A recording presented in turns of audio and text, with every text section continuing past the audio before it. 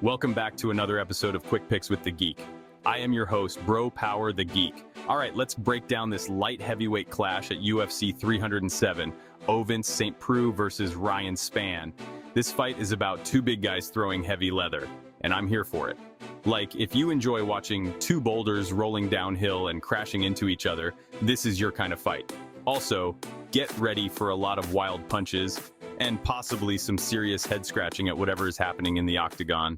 Ovince, OSP St. Preux. Let's start with Ovince St. Preux, the underdog at plus 200, rolling in with a record of 27-17. OSP's been in the UFC for so long, you could probably use his fight career to measure time, like tree rings. Need to know how old something is? Just count how many fighters OSP has faced. Spoiler alert, it's a lot.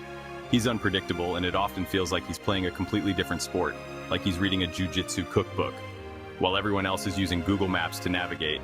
His specialty? The Von Flue choke. He's hit that thing more times than I've hit snooze on my alarm. Seriously, at this point, it should be renamed the St. Preux choke. He's got the patent on it, and I'm pretty sure he's charging royalties for anyone else who tries it.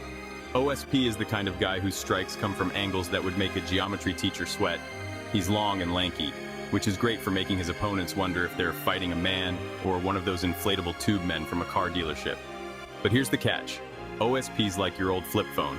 Sometimes it works, sometimes it doesn't, and when it's off, you're stuck pressing buttons in frustration. At 41, you gotta wonder how many more full battery nights he's got left. And let's be honest, lately, OSP's been taking more shots to the chin than a frat bro doing a beer bong. His chin's looking more like a suggestion than a wall of defense, and he's not as quick as he used to be. Sure, he's still got that Von Flue choke in his back pocket like it's a secret weapon, but if he can't get this fight to the ground, he might be in for a night longer than a bad first date. Ryan Superman Spann. Now let's move on to Ryan Spann, the minus 250 favorite, walking around with a record of 21-10 and built like he should be rescuing people from burning buildings. They call him Superman, and when he walks into the cage, it looks like he should be wearing a cape, and probably tights, but let's not make this weird. He's got 6 knockouts and 12 submissions, so whether you're standing with him or wrestling, you're in trouble. The man's right hand is basically the physical embodiment of delete. One wrong move, and boom, you're in the recycle bin of life. Spann's explosiveness is off the charts. If he hits you, you're probably going to need to reboot your entire operating system.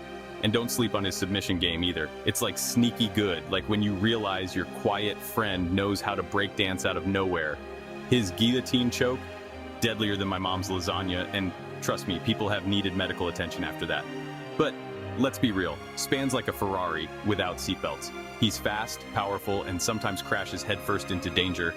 He's been knocked out before, which is mostly because he sometimes forgets that defense is a thing. It's like, sure, I'll walk into this punch, I'll be fine. No, Ryan, you will not be fine. But since his loss to Anthony Smith and Bogdan Guskov, you can see that he's made improvements. He's picking his shots like a sniper, not a guy trying to win a game of whack-a-mole. So who wins? This one feels like a pass-the-torch fight.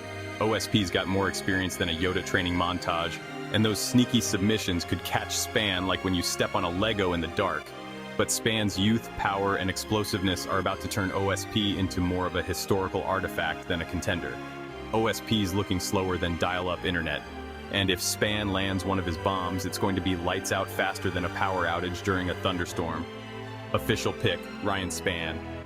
I think Spann's going to overwhelm OSP with the kind of aggression you see when you tell a toddler they can't have candy. OSP might survive the first few minutes, but Spann's like a hungry bear that just found a picnic basket. Expect KO or submission, because Spann's not here for overtime, he's here to send OSP into early retirement. Spann by finish, probably in the second round. Just make sure your popcorn's ready. If you enjoyed this, go ahead and smash that like button. If you haven't subscribed yet, what are you waiting for?